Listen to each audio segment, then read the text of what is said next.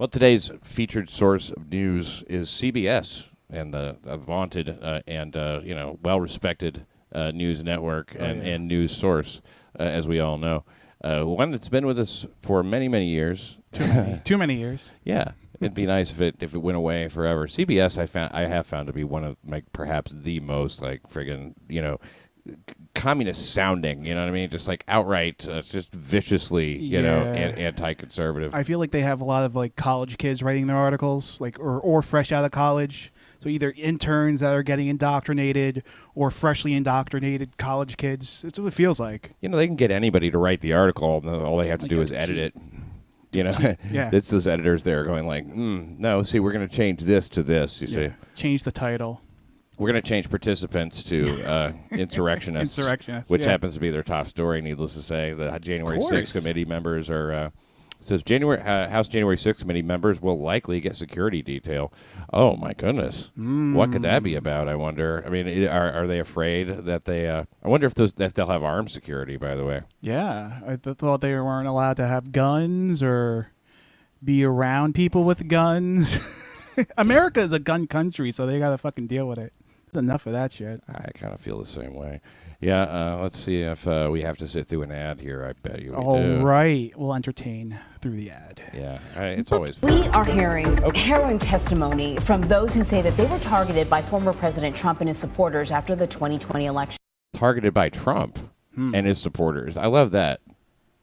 Targeted like it was him and his supporters. Oh, yeah. As if he would have personally been involved. Yeah, he was there, the head of the pyramid. Orders were coming from on high. Go get that one. Yeah. Yeah, I love Break that mirror. You, Ashley Babbitt, you get shot in the throat. Well, I think all of it. I talk about afterwards, I think, unless I heard it wrong. Republican state officials and an election worker from Georgia testified before the January 6th committee yesterday. They said despite being targeted by the President of the United States, they stood their ground and they paid the price. Do you know how it feels to have the President of the United States to target you? Ruby Freeman. The President of the United States is supposed to represent every American. Supposed to represent. Not to target one. Represent. So Chief Washington correspondent Major Garrett joins us now with more talk about the January 6th President is supposed hearings. to represent. Major, I got to tell you, yesterday's hearings I really thought was a doozy. I think I had an idea of what we're going to hear already because many of these election officials have talked publicly. There are books written, phone calls released. It's funny that they're having these hearings, but what they should be having are listenings. Right. Rather than hearings. Yeah, stop talking. Listen to the truth. Would you mind? I thought you might have shut the refrigerator door when you were finished putting stuff in there. Shut it. I didn't put anything in there. As long as I get to send you to do something. Yes. I thought. I'm sorry. I really thought you could have just reached it. Oh, some shit fell out. Oh my God. Oh, ignore that. Right, vegetables in my refrigerator. I'll hear nothing. I don't want to. Let's not get that. Oh, provolone. Man of God. Man of God. We know. But I think I was really struck by the attacks on their career, the attacks on their life, and their safety of their family. The extent. Who got attacked? Who had their life attacked? AOC. You didn't see her? Attacks on her life? Yeah. I don't think they're talking, though, about the January 6th event when they say this stuff. I think that they're talking about after the aftermath, the people who came up. President Trump and his supporters after the 2020 election. Republican state officials and an election worker from Georgia testified before the January 6th committee yesterday. They said despite being targeted by the President of the United States, they stood their ground and they paid the price. Do you know how it feels to have the President of the United States to... I just have to say, is it really worth, breaking down and crying over? Is that even possible? It's not. Only the people that got arrested should be crying. Yeah, I agree. 20 years in prison.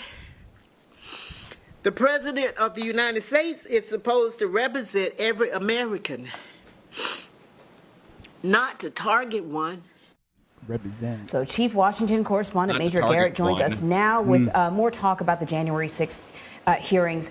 Major, I got to tell you, yesterday's hearings I really thought was a doozy. I think I had an idea of what we're going to hear already because many of these election officials have talked publicly. Their books written. She's based. Phone calls released. No, we know definitely already because many of these election officials have talked publicly. Their books written. Talk about the January 6th hearings. Major, I got to tell you, yesterday's hearings I really thought was a doozy. I think I had an idea of what we're going to hear already because many of these election officials have talked publicly. Their books written, phone calls released. We know. But I think I was really struck by the attacks on their career, the attacks on their life, and their safety of their family. The extent that this campaign sort of bled into all aspects of their life was stunning to me. And it's worth pointing out, Anne-Marie, that Ruby Freeman, Shay Moss, the two witnesses who testified about their experience in Georgia, are illustrative of hundreds, if not thousands, of Americans. If this committee wanted to, it could bring in local election officials for 5 months and have testimony almost exactly like we heard from Shay Moss and Ruby Freeman. Republicans, Democrats, nonpartisan people who just work elections but got caught up in this mania set in motion, reinforced and amplified by President Trump that something suspicious, nefarious, or bordering on theft occurred with the 2020 election when it plainly did not. Their lives were bordering on and have been deeply impacted, in some cases ruined, because they still, to this day, I want the audience to understand this. This is still happening. You mentioned books about this. I have a book coming out in September, co-written with our election law expert, David Becker. And we talked to He's promoting his fucking book. You got to plug the book. Are you kidding me? Didn't they hire a producer from ABC or something like that to do, like, organize the hearings and the televised? To produce them and produce everything? Them, yeah. So he has to get a book plug in there. I would not be. How does that work? What? How did the exchange? The exchange was like, listen, I want to come on, but I have this book coming out, and I would really, really like to plug it. And the producer's like, come on in. Oh yeah, but that's what producing the hearings though. Is So this is just a report. But you're right. He wasn't coming on without promoting his book. No, he had to plug. That's what he's there to do. And because anybody can stand there and say the shit he's saying. This is really bad, and it's still going on, and their lives are being ruined. I mean, I could hell, anybody could do that. Literally anybody. I mean, it's such a tight script. And it just keeps, but it does keep getting more adventurous in how far they're willing to go. With like claiming damage and stuff. Oh yeah, millions of dollars is going to turn into billions of dollars across the country. In 2022. They are still getting complaints, bitter emails, phone calls, harassment about the 2020 election. And they're girding, and they're very cautiously girding for what's going to come through these midterm elections. So you have, a psychology in some parts of the country that is so hostile to this basic work of American democracy that people's lives are being overturned and ruined based on a complete, though elaborate, and oft-repeated falsehood. Man, it's opposite day always in the news. I can't believe they say these things. Just turning the narrative over and going, this is the picture you're looking at. It's incredible to me. And it's like Al Gore didn't hire lawyers and pressure state officials after 2000. You think that didn't happen? Absolutely happened. You're going to be fucking kidding me. Florida? All sorts of pressure on those people. Yeah, I'm sure that he did, but I'm not sure that the Republicans were. Look, if they would just do their fucking job, nobody would have to put pressure on them. Right. Do your fucking job. Jesus Christ. The case in Georgia. I just read about it in the fucking Federalist. I should attach a link to this, dude. It's pretty clear. My elbow's not really cocked back as much as it looks like. I'm not Mick Jaggering it here. It's really lame. I ain't got trying to but what it is that down in Georgia, the Secretary of State's office just like clicked out on the conversation. Eventually, they're just like, nah, You know, we're not. We can't. We don't have a judge that can hear that. Right. And that. Well, why don't you appoint one? You know, this. Right. Well, we will at some point, I guess. Yeah, I saw they stopped taking Giuliani's calls. Like Giuliani be like, "Hey, listen, I want to talk," and it was just leaving voicemail after voicemail after voicemail. Yeah, they just ghosted him like a friggin' Tinder date or something. Fuck this guy. And Republicans who voted for and support President Trump were all... I really don't know how Tinder dates work. Also part of this campaign. Georgia Secretary of State Brad Raffensperger, for example, we all remember from the time he was the one holding press conferences saying, cut it out, we need to be professional. What did he say in his testimony, and how has the former president responded? So he said, Brad Raffensperger, on behalf of the state of Georgia, the votes are the votes. They were checked not once, not twice, but 3 times. And the most incendiary allegations of some sort of fraudulent activity, either dealing with so-called suitcases of ballots or USB drives that had data about the election being mishandled, all of that was investigated by the Georgia Bureau of Investigation repeatedly. 2 U.S. attorneys, both of whom were chosen by President Trump, looked into this and referred their findings about no fraud, no consequential. Yeah, you know, I know for a fact that their camera footage down there disappeared. It's erased, gone. Sure. And so the reason it did is because there's a rule, a federal, there's an election commission's rule that says they can get rid of it after 2 days. But there's a federal law and a state law that says you can't. And they're like, well, the election commission rule says we can. Yeah, so they did. Like, but your rule conflicts with the law. I don't know. Rules, laws. What are you, a lawyer? Misdeeds to the Justice Department, run by then Attorney General Bill Barr, all found the same. Very tough to argue with, by the way. The votes are the votes. They are not. Liar. Same result. These conspiracy theories were not based in any kind of traceable reality. They were just that, conspiracy. They were not based in any kind of traceable reality. Right. We covered our tracks. Yeah. We erased the video. I mean, trust me, you will not be able to trace this to anything. Traceable reality. Theories. And yet, President Trump badgered Brad Raffensperger and, again, allowed this environment of basically grassroots intimidation to come around their homes, to have people threaten them with... Wait a second. What's that? Their homes? Where their wives sleep? Where their children play with their toys? Yes, playing with a puppy dog. There's a puppy dog. There's a kitten. Some infants. A kitten. Kitten. And, like, you know, I could see doing it to the Supreme Court justices, you know, because they're trying to do something wrong. Yeah, terrible thing, saving babies' lives. I mean, look, they're just trying to intimidate people down here to look into an election and do their job. How dare they? Violence. Have Brad Raffensperger, as he said about his wife Trish, who he's been married to for more than 40 years, threatened with sexualized violence. Threatened with sexualized violence. That happened in Georgia. Whoa. It happened in Pennsylvania, Wisconsin, Michigan, even states where this election wasn't close and Trump won handily. I've talked to election officials in those states, and they thought they were safe. This wouldn't come to my state. Trump won big. There wasn't even a controversy. It's still happening there. That's how deep-rooted but misguided this mania has become. Name the case. You know what I mean? Show me that. And people are mad all over the fucking country. They still don't get the fucking president they want. Of course they're not happy. What's Biden? And I was also struck by sort of the general 39% approval. Yeah. 38. Well, he's 39. dipped. He's dipped below 40, which is the lowest ever for this time in office, I do believe. But you know what? He just hasn't done a very good job of communicating all the things. They all say we just haven't communicated well enough. Yeah, I mean we have disregard for the welfare of people, as you point out. Make me say it another way. Yeah, We're supporters of the president.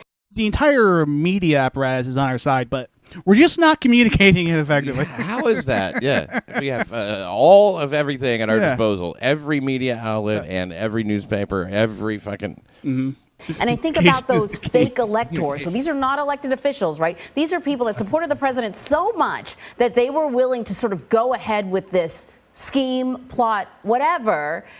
without the knowledge that there were attorneys from the campaign who were running in the other direction. The scheme, plot, whatever. We're clearly seeing the officials, right? These are people that supported the president so much that they were willing to sort of go ahead with this scheme, plot, whatever, without the knowledge that there were attorneys from the campaign who were running in the other direction, who were clearly saying that this is not legal. And I've heard critics of this panel say, well, there's no cross-examination here. I'm wondering if whether or not you're getting a sense that House Minority Leader Kevin McCarthy regrets not allowing GOP members on the panel, and whether or not that might have been a miscalculation.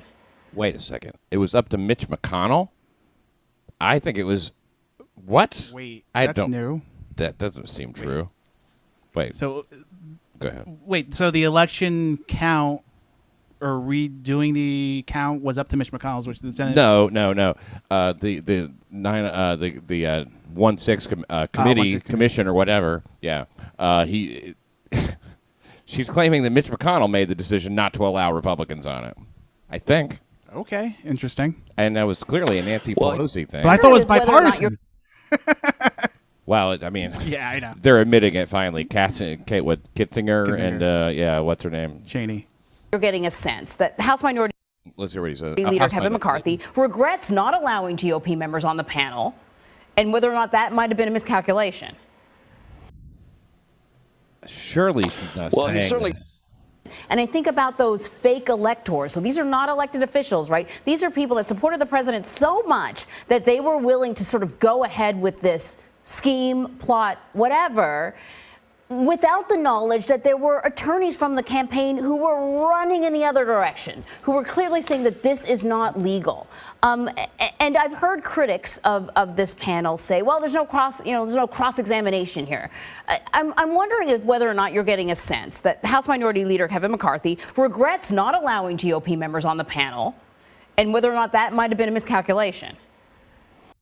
On the panel may be different from, if they're talking about the panel for the hearings, that might be different from members of the commission. I don't know. So I don't want to sound like an idiot, but I guess that could be the case. I don't know.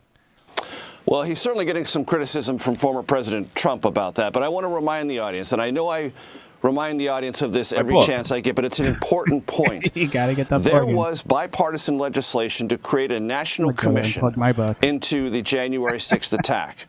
And it was passed by the House of Representatives with a lot of Republican support. Then it died in the Senate. Senate Republicans killed that.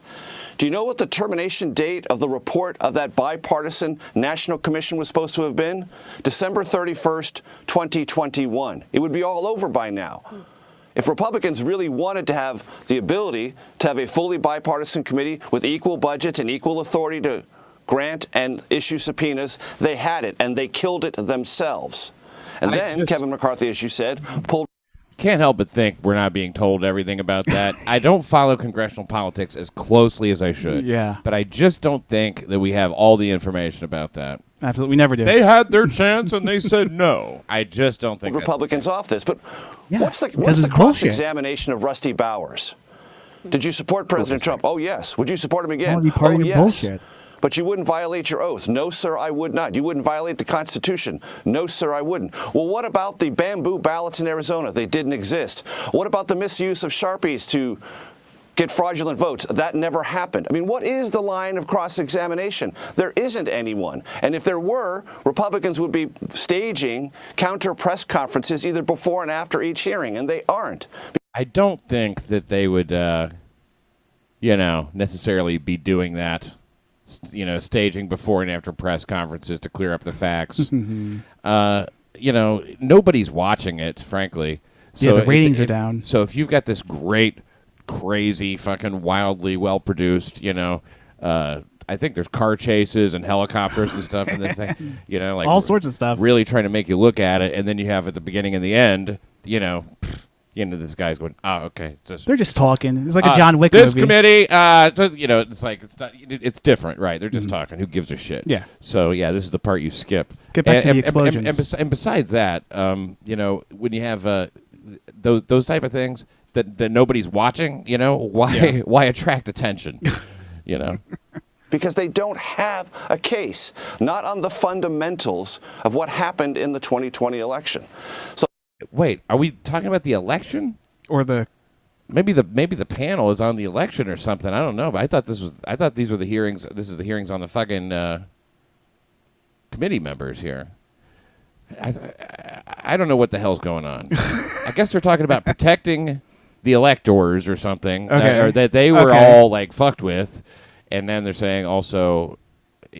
So I think whatever regrets Republicans have, they're essentially adopting every election. What are you talking about? We didn't watch that sort of a political approach, which for many of its supporters will suffice, but it won't bury the truth.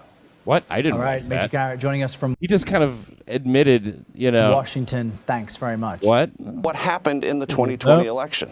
So I think whatever regrets Republicans have, they're essentially adopting a. What are you talking about? We didn't watch that sort of a political approach, which for many of its supporters will suffice. What are you talking about? We didn't watch that. Talking about these hearings on TV. What are you talking about? We didn't watch that. We didn't watch those hearings. That's the approach. Who did? I think my 90-year-old grandmother watches them. Really? Yeah. Is she senile and a Democrat? Or no, both? she's not a Democrat. Oh, thank God. No, she always asks me, do you think what they're saying is true about Trump doing this? I go, no, it's all stupid. She goes, oh, okay, because this is like Watergate. This is crazy. I said, it's all staged. It's all fake. Grandma, this is 9/11 times 100. What are you talking about? This is a tragedy. I mean, can we please get this in its proper perspective, Grandma? History books will be written. Tulsa Race Massacre. This is the second top story on CBS. My favorite type of race massacre. DNA testing could help. DNA testing could help identify 2 victims. Oh, is a Tulsa Race Massacre? Yeah, that's my second favorite. Let's see if we have to sit through an ad here. Buy a My Pillow. Wouldn't it be amazing if we didn't? Monday marks 100 years since an armed white mob attacked residents of an affluent black community in Oklahoma, leading to the Tulsa Race Massacre. Armed white mob. Yeah, because I don't hear a lot about armed mobs races. One of the black people were accused of raping a white woman. They don't tell you that part. Tensions between white and black residents were stoked by an inflammatory report in the Tulsa Tribune accusing a black teenage boy of assaulting a white elevator operator. The paper featured assaulting an editorial calling directly for the boy. A black teenage boy of assaulting a white elevator operator. Assaulting. The paper featured an editorial calling directly for the boy to be lynched. Fighting later broke also, out an elevator operator is not necessarily a woman. Mob that had gathered outside of the jail where the boy was in custody and a black militia that was trying to protect him. During 2 days of violence, the prosperous Greenwood Business District, often referred to as Black Wall Street, was burned to the ground. White rioters leveled more than 35 city blocks. They destroyed an estimated 191 businesses. More than 10,000 black residents were displaced by the violence. Oh. Wow, they should form a group called Black Lives Matter and do $23 billion in damage or something. Burn some police stations. Historians believe as many as 300 people were killed. But no one was ever prosecuted for the massacre. None of the victims were ever compensated. We'll take a look at the economic and emotional toil that has lasted for generations in a moment. But first, I want to bring in CBS's Danya Bacchus. She's a descendant of the survivors of the 1921 massacre, and she joins me now from Tulsa, where residents and officials are commemorating the tragedy today. Danya, your reporting on this has been intensely personal. Even before we get into what's happening there on the ground, I wanted to just start off by appreciating you for bringing all of us into your own. You see this facial expression on any reporter, they are lying and being cunts. Exploration of your family's connections to the Tulsa Race Massacre. And start off by just asking how you're feeling today. So they're going to make a day for this now? You know, this has been an emotional journey for me to learn about my family's deeply connected history to Black Wall Street. I have to admit, this is something that the family talked about briefly. It was mentioned that we owned property here and I knew what Black Wall Street was, but we never talked about the loss that was suffered here. So this has been an emotional journey, and it is one that I'm so honored to be able to tell. I'm honored to be able to carry on that legacy and to, of course, report on such an important part of American history. Yellow flag in the back. I think the white. And how are local officials and residents there in Tulsa marking this somber day? Kept it on the wraps. Didn't bring it up at dinner. I mean, like, because yeah. You know, there have been plenty of events that have been going on starting since Wednesday, and they will actually continue through the end of we just reshoot this after the truck goes by next week. But today, people are attending various worship services across the city. There's also going to be some concerts and other events taking place. What I have seen here is that most of the events that are taking place are the community coming together and people from out of town, from other places, to actually talk about what happened here, to learn more about the history, and then to also try to figure out how you continue to move forward 100 years later. How do you achieve reconciliation for events like that? As you may know, and we have reported on, there was supposed to be a Remember and Rise concert event. That was the largest concert event that was supposed to be scheduled here for tomorrow night. That was abruptly canceled, but there still apparently is going to be a I wonder why it was abruptly canceled. We just don't know at the moment, unless it was COVID or some shit that during that. I don't know when they were saying it was supposed to be, but I bet you it was. I don't know. What do you think? White supremacists. Someone arrested for guns or something? Yeah. You know? It was definitely white supremacist Nazis. But they are the root of all evil. Yeah, they're always going to these black events. I'm sorry. That's not accurate. I'm sorry. We are the root of all evil. Oh, yeah. Okay. Us Nazis. Kidding. Much. All right. Hey, make sure to follow at where? At Show Patriarchy on Twitter, at Ian D. Erickson on Instagram, and at Pat Dixon. At Pat Dixon. Yeah, and sure. What about your locals? Oh, Crime Report. NYCcrimereport.locals.com. Yeah. NYCcrimereport.locals.com. It's worth every penny. It's only $5 a month. That's it. Come on, guys. Yeah, I mean, it's even less than that, actually, because you get a couple of, you get several for free. Free it's less than $5 a month if you do it for the year. Stop giving money to Disney and give it to us. Yeah, they're a bunch of pedos. I mean, aren't they? I heard something about that. What do I know? All right, have a good one.